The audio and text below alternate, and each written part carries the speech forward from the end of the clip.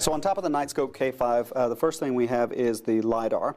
And the LiDAR actually will give you a 3D map of the environment. It will take a 270-degree image of the room around it or the space around it and allow it to actually create a three-dimensional map. Coupled with that, you have GPS, so you have DGPS, which will actually allow it to locate itself. We've got monitors on the wheels to tell what distance it's traveling. And then we have ultrasonic sensors around it to tell anything else that might be in a closer proximity to it. So now we move down to the first sensor layer, and on the first sensor layer we have 4 cameras positioned on each side of the K5.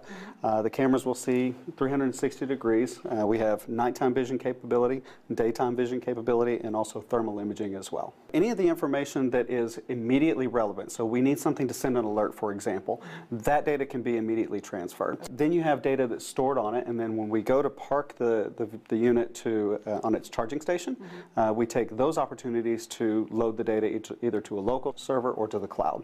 On the side, these are the inlets for the microphone, so we're not recording people's voices or people's conversations, we're recording ambient noise levels. So we want to make sure that if something's going on and people are screaming, we're able to detect that and say, hey, there's something going on in this particular area.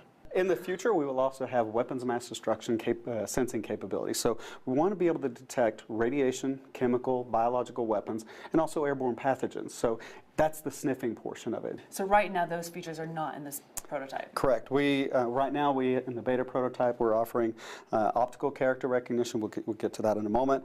The 360-degree video capability and the LiDAR mapping. So the K5 also has optical character recognition.